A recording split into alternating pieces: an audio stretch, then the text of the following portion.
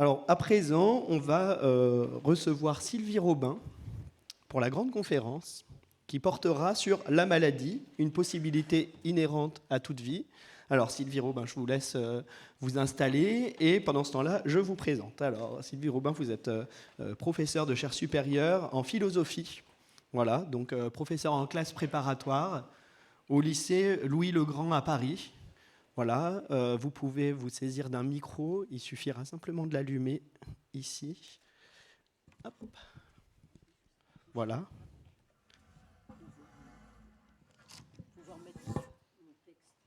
Voilà. Je vous donne le micro et je vous laisse commencer votre conférence.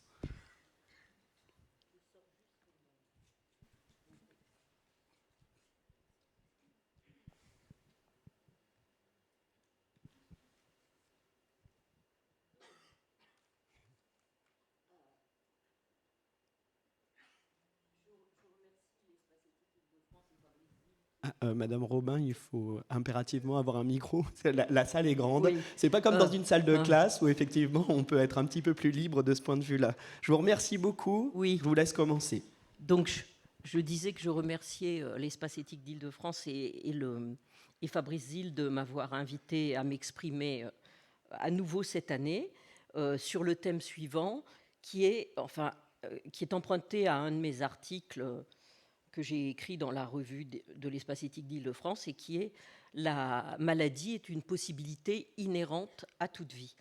Et ce que je veux montrer par rapport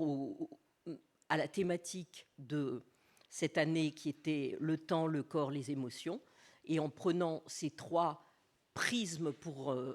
examiner la question de la maladie, c'est de montrer que la maladie n'a pas à être ontologisée et que finalement la maladie est l'occasion d'une expérience existentielle qui est en réalité commune à tout être humain, qui est une expérience de l'humanité de l'homme, en sorte que finalement, si on peut dire, le privilège du malade, c'est d'avoir en accéléré et à une intensité puissance X la possibilité de faire cette expérience de son humanité, et qu'une des raisons pour lesquelles les malades sont fréquemment ostracisés dans la société, c'est que précisément les gens préfèrent se considérer comme bien portants, alors qu'en réalité, ils sont des malades en sursis, si on peut dire, et des morts en sursis aussi. Donc, je pars du constat suivant. Je suis parti d'une formule d'un médecin et philosophe qui est spécialisé dans la philosophie de la biologie, qui s'appelait Georges Canguilhem, et qui avait écrit un article précisément sur le normal et le pathologique, c'est-à-dire sur la différence entre le normal et le statut de malade ou la maladie. Et dans cet ouvrage, il avait montré qu'il n'y avait pas que la spécificité de la maladie, et en particulier de la maladie pour les êtres humains, était liée au fait que, contrairement aux lois qui régissaient la physique, comme la mécanique ou l'hydraulique, il n'y a pas de mécanique ni d'hydraulique pathologique. Ce qui veut dire que les lois de la mécanique et de l'hydraulique ne supposent pas la pathologie, alors qu'au contraire, comme le dit le titre de ma conférence, eh bien, la maladie, et dès qu'on est vivant, on peut mourir, et dès qu'on est vivant, on peut tomber malade. Par conséquent, la maladie est une possibilité constitutive de la vie même, du statut d'être vivant. Et donc, j'en arrive à la conclusion suivante. Il en va tout autrement des êtres vivants et du règne des êtres vivants, et en particulier des êtres sociaux et conscients, doués de raison, que sont les êtres humains, et qui, de longue date, ont élaboré des pratiques médicales qui, fussent-elles archaïques et infrascientifiques, avaient pour objectif de soigner leurs semblables. Le fait d'avoir à mourir un jour, comme aussi la possibilité d'être affecté par une maladie, dont le processus létal n'est pas toujours avéré, fait donc partie de la condition des vivants, et en tout cas des organismes complexes. Dès lors, tomber malade, comme on dit, n'a rien d'exceptionnel, et peut même être considéré comme une possibilité inhérente à toute vie humaine. L'anomalie que représente une maladie par rapport au fonctionnement dit normal d'un organisme en bonne santé est donc incluse dans la loi qui régit l'équilibre et les phénomènes métaboliques, immunitaires, génétiques, complexes de la vie des êtres vivants, que nous sommes indéniablement, à moins de souscrire au fantasme transhumaniste ou post-humaniste d'une vie humaine, d'où la maladie et la mort auraient été éliminées. Forte de ce point de départ, j'entends m'attacher à l'analyse de la maladie comme dimension propre de la vie humaine, si on veut bien voir celle-ci comme une expérience, et s'attacher au sens étymologique de ce terme, ex periri, c'est-à-dire traverser des périls. Et toute vie, en tant qu'expérience, est une traversée des périls. Dans le cas de la vie humaine, je voudrais soutenir que la maladie est précisément aussi une expérience par excellence, aussi bien du point de vue organique que du point de vue existentiel, et qu'elle est à proprement parler une épreuve, au double sens à nouveau du mot épreuve, de ce vocable donc, à savoir quelque chose que nous éprouvons dans notre chair, mais aussi comme mise à l'épreuve de nos forces vitales et de notre endurance à soutenir la maladie. La maladie, en faisant effraction dans nos vies, nous confronte immédiatement et avec une acuité toute particulière à notre humaine condition, dans sa dimension de finitude et de vulnérabilité. C'est une des raisons, selon moi, de l'ostracisation dont font l'objet beaucoup de malades de la part des bien-portants et de la société en général. De nombreuses maladies ont beau ne pas être contagieuses, elles n'en provoquent pas moins, quand nous les annonçons ou quand elles se voient, une réaction de fuite de la part d'une proportion non négligeable de notre entourage professionnel ou amical. Ce phénomène de fuite ou d'éloignement est d'ailleurs vécu par les parents d'enfants malades qui voient parfois les couples d'amis, parents ou pas, se faire plus rares, décliner les invitations, téléphoner moins souvent, etc. En dépit de tous les aidants et soignants bienveillants que certains peuvent avoir dans leur entourage, l'épreuve de la maladie nous livre à une irrémissible solitude, dans la mesure où nous sommes insubstituables dans notre face-à-face avec la maladie. La maladie, c'est à nous, comme personne singulière, qu'elle arrive. C'est à nous, donc, que cette maladie arrive et toute la sollicitude du monde ne pourra pas nous épargner d'avoir à la vivre à la première personne. Il s'agit donc d'une expérience, d'une épreuve par excellence subjective, au sens où personne ne peut se mettre à notre place. Au-delà des réactions convenues ou sincères d'empathie, nous prenons conscience que la maladie, d'autant plus s'il s'agit d'une maladie chronique, nous embarque dans un voyage au long cours dont nous ne connaissons ni les étapes ni les difficultés. Nietzsche, qui est un philosophe allemand du XIXe siècle, écrivait dans Le Gai Savoir, je cite, « La maladie est un point de vue sur la santé. » Point. Si la citation est finie, je veux dire. Au-delà de la portée polémique et provocatrice de cette formule, nous allons montrer que, paradoxalement, la maladie donne aux malades le privilège, qui est aussi un fardeau, mais d'éprouver dans sa chair et dans toutes les dimensions de sa personne cette fragilité, cette vulnérabilité qui sont constitutives de l'humanité de l'homme, mais dont la plupart des êtres humains ne veulent rien savoir, pratiquant plus volontiers une politique de l'autruche ou des stratégies de diversion, au sens du divertissement pascalien, pour oublier leur humaine condition. L'idée de la vulnérabilité comme constitutive de l'humanité de l'homme a été thématisée en France par de nombreux philosophes comme Sandra Laugier ou Cynthia Fleury et représente aussi une part importante de l'œuvre récente de la philosophe américaine Judith Butler. Dans ma réflexion, j'entends prendre le contre-pied des positions habituelles qui font de la santé, de la performance et même de la jeunesse inaltérée du corps l'échelle à l'aune de laquelle il faudrait mesurer et hiérarchiser la valeur des êtres humains. Réfléchir sur la maladie,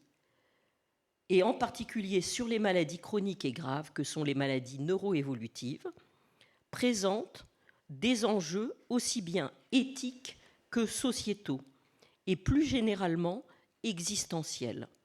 dans ce qu'il nous révèle sur la qualité de la relation à autrui qui devrait prévaloir dans nos sociétés. Là où on représente souvent la prise en charge des malades, les aménagements nécessaires aux personnes handicapées comme des coûts et des charges pour la société, je voudrais au contraire soutenir que les difficultés que ces personnes handicapées ou gravement malades rencontrent n'ont rien d'exceptionnel et que penser la société à partir de la condition de malade ou d'handicapé, qu'on a trop fait de considérer comme des êtres diminués, permettrait au contraire d'élaborer une société plus inclusive, plus humaine,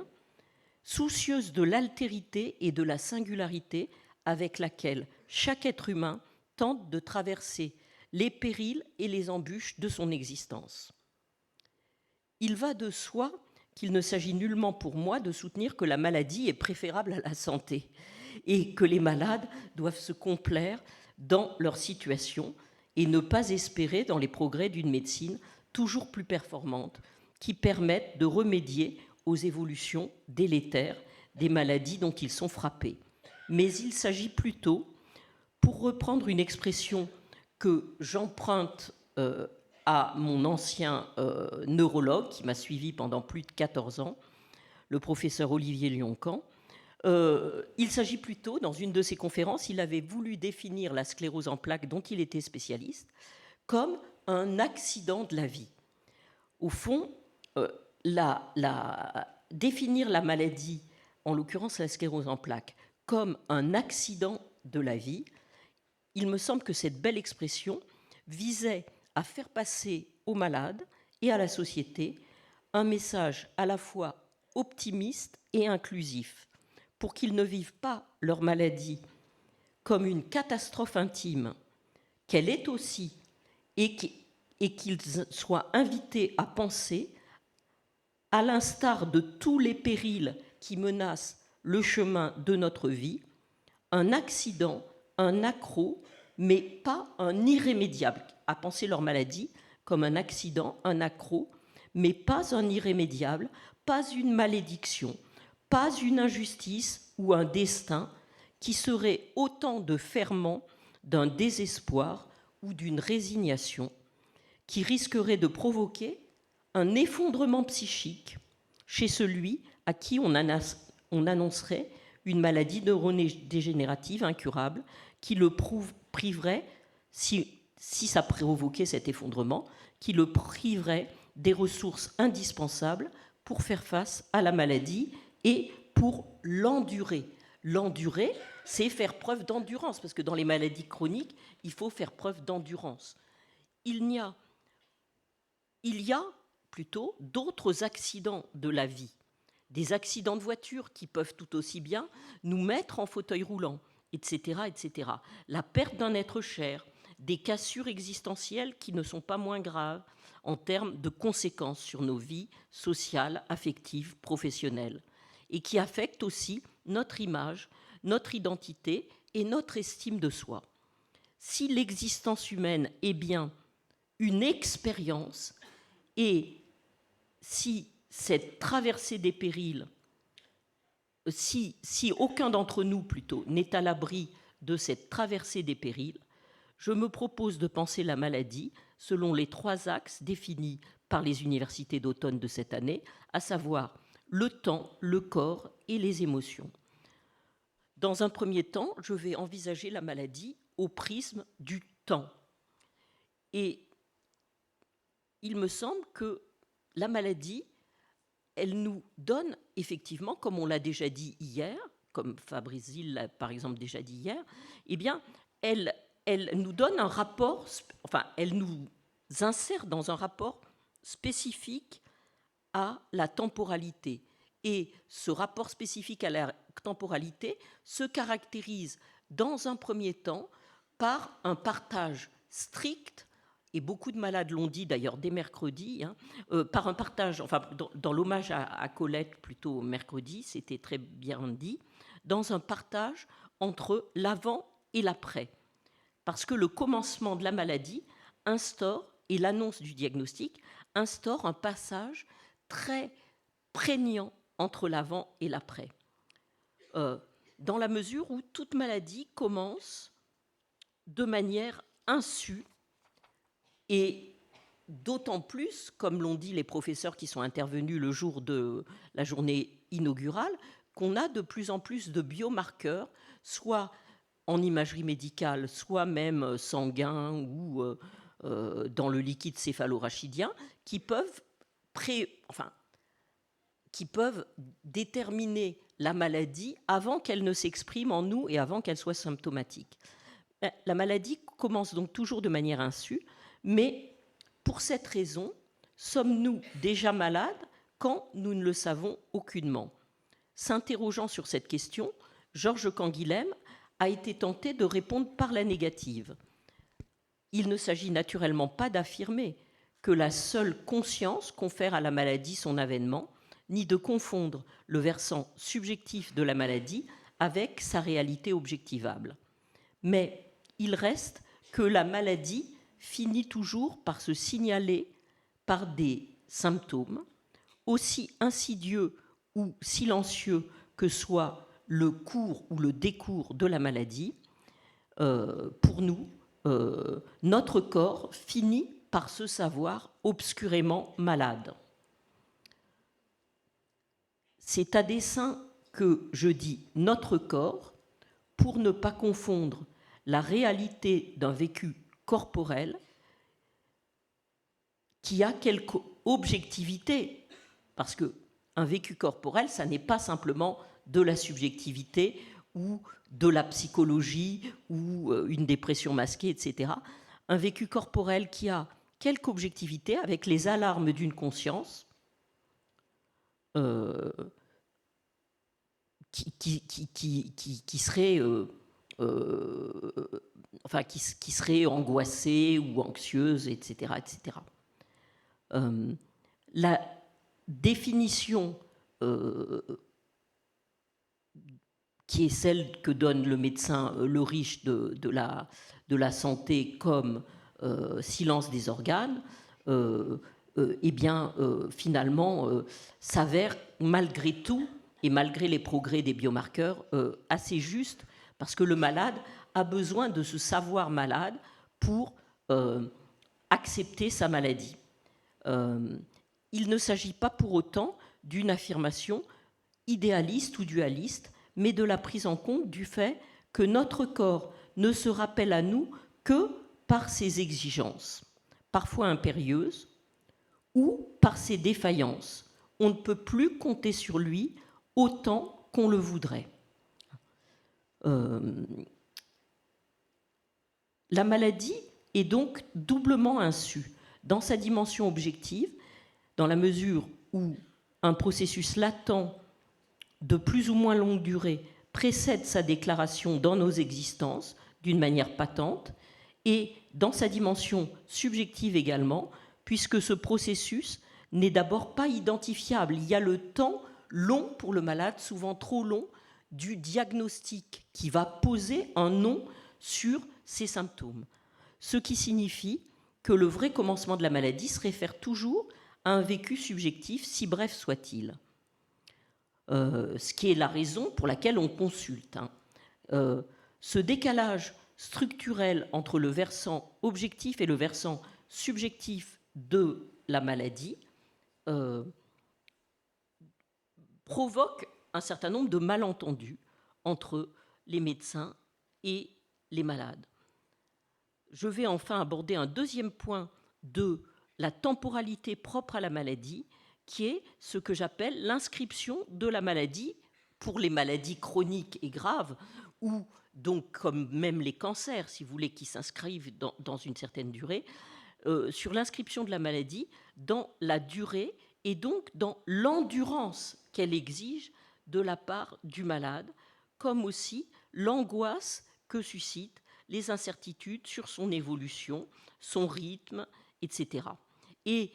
à cet égard, j'entends faire un éloge justement de l'endurance et de la confiance. Parce que le problème de l'annonce du diagnostic, c'est aussi souvent que ça provoque une forme de désespoir du malade à qui on annonce une maladie grave et incurable devant cette annonce. Et moi, je pense qu'au contraire, il faut que le médecin intègre dans son acte de soin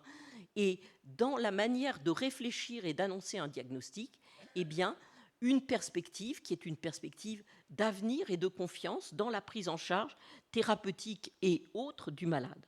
Donc, je pense que sur ce plan, la temporalité de la maladie va consister à faire avec la maladie, puisque finalement, dans les maladies chroniques, qui, comme l'a dit la dame qui parlait de sa propre sclérose en plaques hier, eh bien, au fond, le pronostic létal, dorénavant, n'est pas engagé, et elle a une espérance de vie, et j'ai moi-même sans doute une espérance de vie, qui n'est pas différente des gens bien portants, de la moyenne des gens bien portants. Par conséquent, il faut que le malade et le médecin engagent le malade à accepter de vivre avec la maladie. Avec la maladie, ce n'est pas simplement pour l'accepter, et je vais même dire que ce n'est pas pour faire, comme on l'a beaucoup dit, son deuil de lui-même, etc., etc. Je ne pense pas du tout, et je ne crois pas du tout à cette expérience de deuil qui serait le signe du non-déni de la maladie. Cela étant dit par anticipation. Donc, une fois le partage entre l'avant et l'après intégré par le malade et par ses proches, il me semble qu'il y a bien une temporalité propre à la vie de la personne malade qui s'instaure. Et là aussi, je veux soutenir que cette temporalité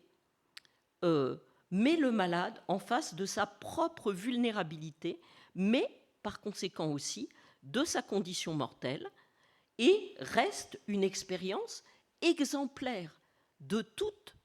condition humaine et de toute existence humaine, ce qui permet de renverser la focale et non pas de regarder le malade depuis les gens bien portants, comme le fait généralement la société, mais de regarder les gens bien portants et l'humanité en général depuis ce que la maladie nous en apprend, nous apprend de ce qu'est la vie humaine, une vie humaine digne de ce nom. Et donc, comme je le dis, le privilège du malade, en dépit du malheur que constitue inévitablement l'annonce d'une maladie grave, tient au fait qu'il fait avec une acuité et une intensité particulière une expérience de sa propre humanité comme être mortel et comme être vulnérable. Les différentes prises de conscience associées à l'acceptation de sa maladie le plongent dans un temps très court, c'est-à-dire ce temps très court qui est le partage, le moment de l'annonce du diagnostic, le plonge dans un temps très court dans l'obligation de faire un travail sur soi, que finalement les gens qui sont en bonne santé n'ont pas besoin de faire ce retour sur eux-mêmes, puisqu'ils ne s'arrêtent pas, ils s'occupent, ils sont sans cesse pris par le temps, leur travail, leurs enfants, etc., etc. Tandis que là, on est sommé de faire ce retour sur soi, parce qu'on est à un moment, le moment du diagnostic et des premières prises en charge thérapeutiques nous oblige à nous arrêter. Et donc, je propose de penser finalement la fuite de la maladie comme la fuite du face-à-face avec sa condition mortelle, selon le prisme qu'avait déjà donné au XVIIe siècle Blaise Pascal, qui est le grand philosophe et scientifique d'ailleurs, dont on fête en 2023 le 400e anniversaire de la naissance, et qui avait très bien thématisé, sous le nom du divertissement, les stratégies de fuite que pratiquait la grande majorité des hommes à l'égard de leurs conditions mortelles. Dans nos sociétés contemporaines, on peut dire que, au fond, ce n'est pas tant le divertissement qui est une stratégie de fuite. C'est, comme l'avait très bien remarqué Heidegger dans le livre qu'il a fait connaître, qui est un philosophe allemand de la première moitié du XXe siècle, enfin disons qui est mort en 1976, mais eh bien, Heidegger avait dit que ce qui remplaçait finalement les stratégies de divertissement face à la condition humaine, c'était l'affairement. Et dans nos sociétés, nous sommes tout le temps affairés, nous sommes tout le temps occupés, nous n'avons plus le temps, nous ne laissons plus du temps au temps. Et nous sommes donc pris de court sans cesse. Et cet affairement nous empêche effectivement de faire retour sur nous-mêmes. Et Socrate, pour revenir à quelqu'un de bien plus ancien, Platon fait dire à Socrate qu'une vie non examinée ne vaut pas d'être vécue. Et par conséquent, le malade se trouve justement obligé à cette réflexivité, à ce retour sur soi qui lui impose d'examiner sa vie, ce dont les autres se privent par l'affairement de leur vie quotidienne, si on peut dire. Et donc, une fois, on peut dire que mutatis mutandis, c'est-à-dire en taisant les différences qui séparent naturellement Pascal de Heidegger, eh bien malgré tout, Heidegger a défini, ils nous disent chacun comment les êtres humains en général, les êtres humains dits normaux, dits bien portants, eh bien développent des stratégies de fuite à l'égard de ce qui fait le propre de l'homme. Bon, pour Pascal, c'était sa condition mortelle. Pour Heidegger, je reprends une phrase de Heidegger dans Être et temps, eh bien, il nous dit « l'être humain est cet être qui, dans son être, a souci de son être ». Ça veut dire l'être humain est celui qui, parce qu'il a conscience qu'il est, eh bien, a souci de son être, à qui son être pose problème, c'est-à-dire dont l'existence même rend son être et son maintien dans l'être, c'est-à-dire finalement sa survie et sa vie problématique. Et par conséquent, la maladie est justement cette occasion de faire face avec une certaine brutalité, en effet, au moment où elle fait effraction dans nos vies. La maladie est, de ce point de vue, une chance qui donne un privilège existentiel à la personne malade qui est sommée de s'arrêter pour faire retour sur elle-même et sur sa propre vie, de faire en quelque sorte, si on peut dire, un bilan d'étape, non exempt de la peur d'une issue rapide et rapidement létale, mais qui constitue à mes yeux une sorte de formation philosophique accélérée sur la dimension proprement métaphysique de l'existence humaine. Et ici, j'entends métaphysique, non pas comme dans le sens de la métaphysique d'Aristote ou de Thomas d'Aquin, mais métaphysique dans le sens où un philosophe comme Emmanuel Lévinas, dont je vais parler après, l'entend. Et du coup, finalement, sous couvert de la contrainte extrême que représentent les traitements médicaux et paramédicaux, mais aussi la dimension psychique dans laquelle il s'agit d'accepter la maladie et qui peut vivre l'annonce de la maladie comme une catastrophe, comme un sentiment d'injustice, comme une fatalité, eh bien, la personne malade fait l'expérience extrême de son absolue liberté et de son absolue responsabilité. On rejoint les thèmes qu'a abordé Armel juste avant, de son absolue liberté et de son absolue responsabilité face à tous les choix de sa vie future. Et d'ailleurs, l'autrice anglaise Virginia Woolf a écrit un tout petit recueil sur l'expérience de la maladie qui va dans ce sens et qu'on peut trouver, si je ne me trompe, aux éditions Rivage Poche. Hein. Et parce que la maladie nous oblige à nous arrêter, encore une fois. Et donc, elle inscrit une rupture dans la temporalité dans laquelle nous sommes sans cesse pris par notre affairement. Hein. Et pour aborder la question de la temporalité de la maladie, il y a aussi de très belles et justes analyses dans un livre récent publié aux éditions Vrin en 2022 de la philosophe anglaise Avi Carrel. C'est un livre qui est intitulé « La maladie, le cri de la chair ». Et justement, je vais utiliser la notion de chair pour essayer de dépasser ce qu'on appelle le body-mind problem, c'est-à-dire en fait le problème des rapports du corps et de l'esprit conçus comme deux instances ou deux réalités séparées en l'homme. Donc, dans ce livre intitulé « La maladie, le cri de la chair », elle mène une analyse phénoménologique d'une maladie pulmonaire particulièrement invalidante qui a fait irruption dans sa vie de professeur d'université en philosophie.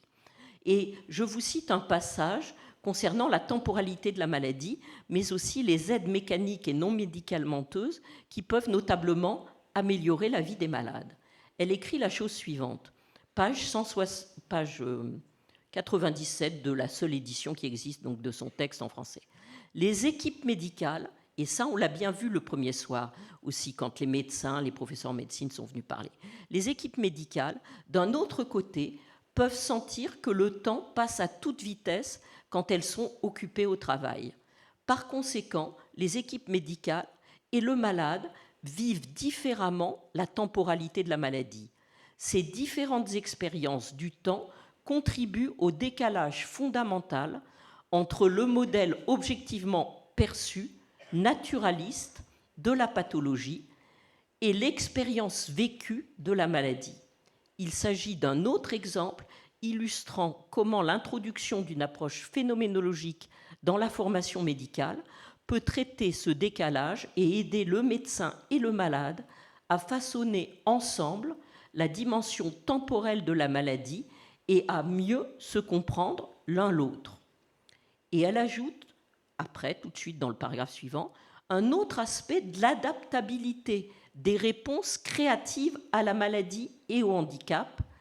est celui de l'extension du corps. Et moi-même, je ne pourrais pas vivre ni marcher si je ne portais pas en permanence, disons, pendant la journée, un releveur de pied dynamique. Donc, elle dit, un autre aspect de l'adaptabilité, c'est les réponses créatives à la maladie et au handicap par l'extension du corps, qui est celui de l'extension du corps. Et elle fait référence au philosophe français, qui lui-même s'est inspiré beaucoup de Heidegger et de Husserl, Merleau-Ponty, et elle cite une phrase de Merleau-Ponty, comme le souligne Merleau-Ponty, qui est un philosophe français contemporain de Sartre, exactement, mort un peu plus tôt et plus brutalement d'une crise cardiaque, dans les années 60, les dispositifs extérieurs tels qu'une canne peuvent devenir une partie intégrante de son corps vécu si nous appliquons cette idée aux équipements médicaux. Et elle cite Merleau-Ponty dans La phénoménologie de la perception, page 167, qui écrit « Le bâton de l'aveugle a cessé d'être un objet pour lui. Il n'est plus perçu pour lui-même. Son extrémité s'est transformée en zone sensible. Il augmente l'ampleur et le rayon d'action de son toucher. Il est devenu l'analogue d'un regard. » Fermez les guillemets, enfin les guillemets et les guillemets dans les guillemets qui étaient la citation de Merleau-Ponty. Une des raisons, donc selon moi, de l'ostracisation des malades par ceux qui se disent bien portants ou qui en ont peut-être l'illusion tient au fait qu'ils refusent précisément de faire face à ce que la maladie des autres les obligerait à reconnaître et à méditer sur leurs propres conditions humaines. Quand on connaît un peu les statistiques épidémiologiques des différentes maladies, on pourrait aller jusqu'à dire que tous les bien portants sont des malades en sursis, comme tous les vivants sont des morts en sursis. Et comme nous avons toutes les chances de devenir, et qu'en outre, nous avons toutes les chances de devenir vieux. En effet, comme cela a été abordé lors de l'inauguration du colloque par les professeurs de médecine spécialistes des différents types de pathologies neurologiques, les progrès considérables en termes de biomarqueurs permettent d'ores et déjà de repérer certaines maladies dans leur phase de latence bien avant qu'elles ne se déclarent, ce qui constitue naturellement un formidable espoir thérapeutique de traitement précoce et antésymptomatique des maladies graves et évolutives. Je n'hésiterai donc pas à pousser la provocation jusqu'à soutenir que c'est la certitude de notre mort, dont Heidegger disait que c'est cette possibilité qui n'en est pas moins une nécessité, hein, que c'est cette certitude de notre mort, et la certitude que nous avons aussi de la vieillesse et du statut de malade ou de personne handicapée, que c'est depuis cette certitude qu'il faut envisager le vivre ensemble et le bien commun dans une société vraiment inclusive et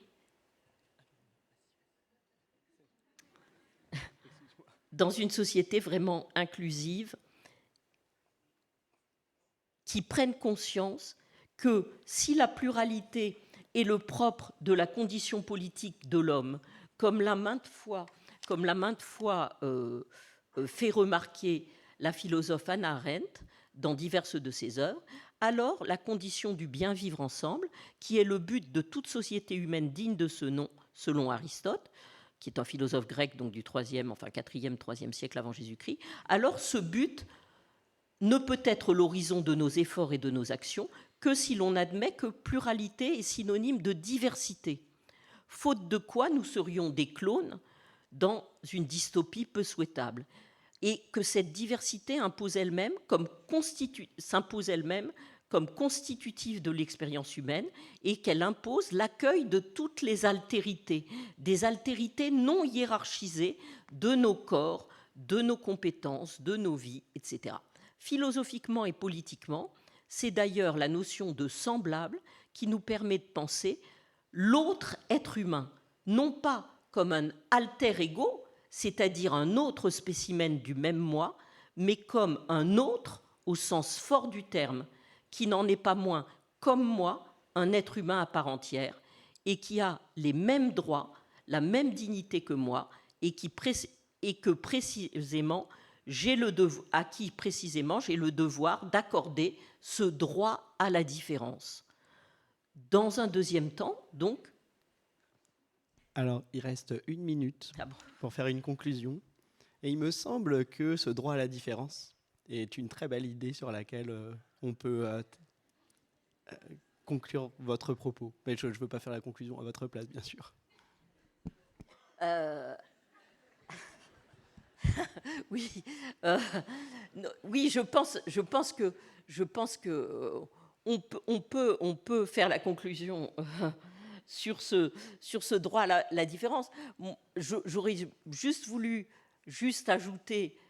que ma conclusion, là, j'avais une deuxième partie sur la maladie vue au prisme du corps et une troisième partie sur la maladie vue au prisme des émotions, mais disons que peut-être que ce qui me tient le plus à cœur, ce sur quoi il me tient le plus à cœur de conclure, ce serait la toute fin de ma dernière partie, qui est de penser la maladie véritablement comme un antidestin, c'est-à-dire de penser et de vivre la maladie et d'inscrire son vécu de la maladie dans ce qu'on pourrait appeler, enfin, ce que moi j'appelle la porte étroite entre la dénégation et la résignation. Et moi, ce à quoi j'invite les malades, qui sont peut-être nombreux dans cette salle, c'est à ne renoncer à rien, à ne pas faire le deuil d'eux-mêmes, à ne pas accepter de vivre une vie diminuée et à attendre, et c'est ce que je fais en ce qui me concerne, c'est-à-dire je ne tiens aucun compte des invitations que des médecins bienveillants me donnent pour m'économiser, pour aménager, etc., pour me reposer. Et finalement, je ne m'en porte pas si mal. Et par conséquent, j'ai vu une étude qui a été relayée sur LinkedIn par un neuropsychologue de Grenoble qui s'appelle Bernard Anselme et qui disait que sur une étude, alors je n'ai pas le détail de l'étude, de 30 000 cas, donc c'était quand même une étude assez solide, eh bien, on avait voulu analyser l'effet délétère du stress sur le vécu des personnes malades. Et on s'était aperçu qu'en effet, le stress avait un effet délétère sur les personnes malades qui connaissaient l'effet délétère du stress et qui en étaient convaincus. Et que là-dessus, ça diminuait leur espérance de vie et ça augmentait la probabilité d'une mort plus précoce. Mais chez les mêmes personnes qui, sachant que le stress avait un effet délétère, n'en tenaient pas compte et disaient le stress fait partie de toute vie, c'est un élément de la vie, et donc je vis avec du stress et je m'en fiche. Eh bien, ces gens avaient une espérance de vie et un risque de mourir précocement très inférieur aux gens qui tenaient compte du caractère délétère du stress. Donc, moi, j'invite tout le monde, puisque moi, je vis avec un stress maximum et une intensité maximum, à ne pas accepter des vies diminuées sur le conseil bienveillant de médecins qui, ce faisant, nous infantilisent.